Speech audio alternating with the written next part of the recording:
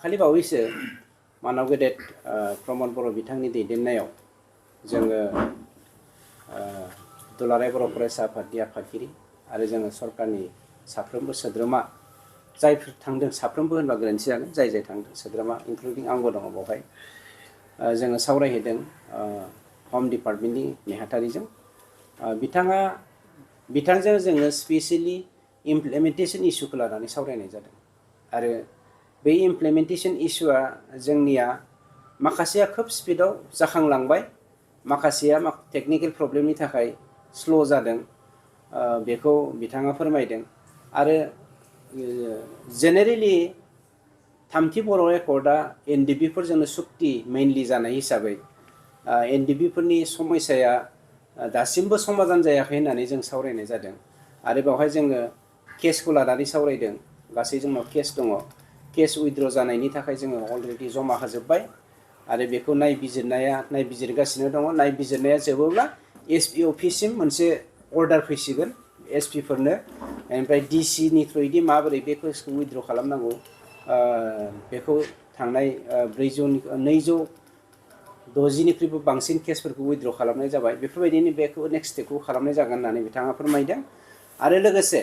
जेलाव थानाय जाय कनभिक्टेड एन्ड आनकनभिक्टेड बेफोरखौ लानानैबो जोङो सावरायदों जायफ्रा कनभिक्सन जाखाबाय बेनि सिस्टेमाथ' एसे सिस्टेमेटिकेलि थांसिगोन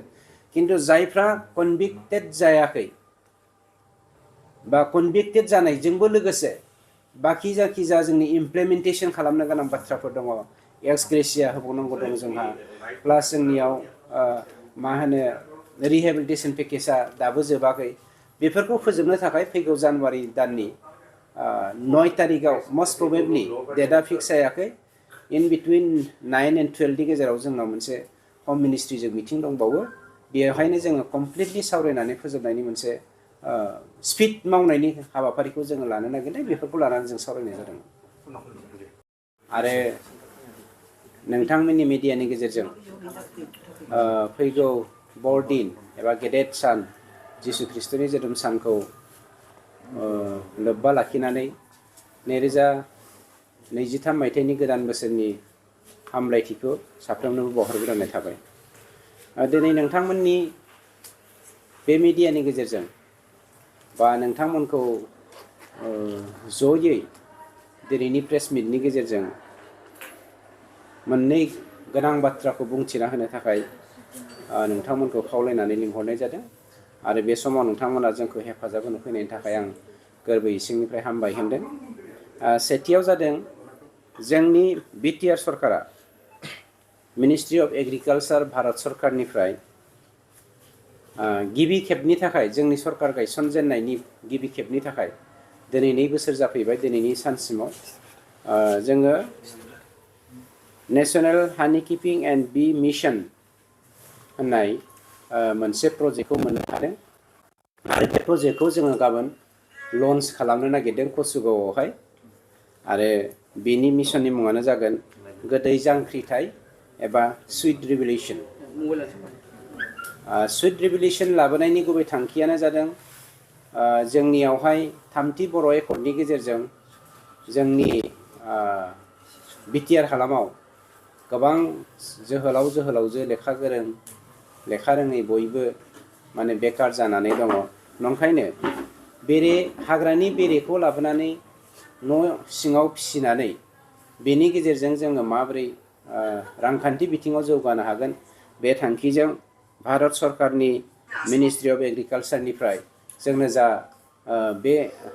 राङारि हेफाजाबखौ हरदों बेखौ जोंनि बै गोग्लैसोनानै थानाय बा लेखा रोंनानैबो बेकार जानानै थानाय जोंनि सेंग्रा सिख्लाफोरखौ लानानै जोङो मावफुंनो थाखाय थांखि लादों बेनिखायनो गाबोन जोङो लन्च खालामनायनि थाखाय थियारि जादों 2 नाम्बाराव जोंनि जा हानि मेला बे हानि मेलाया थांनाय 12 तारिखनिफ्राय फैगौ बे बोहैथि दाननि 22 अक्ट'सिम जोंना सोलिगासिनो दङ नाथाय रायजो राजाफ्रा हानि मेलाया जाफुबाय थानाय समाव माइ हानाय जानायलाय गोबां मानसिया बाहागो लानो हायाखै बा रायजो राजाफ्रा बाहागो लानो हायाखै होनना जोंनिसिम फोरमायहरदों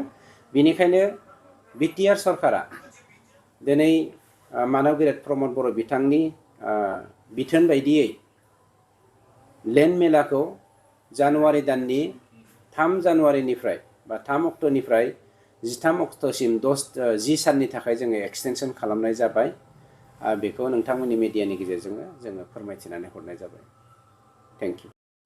हंगरखौ जाबाय थायो बे बिथिङाव मा फोरमाय? गुबै बाथ्राया जादों थांनाय 17 बोसोराव जा BPF सरकार, बे BPF सरकारा जोंनि गेजेराव जा जंगल राज खालामदों,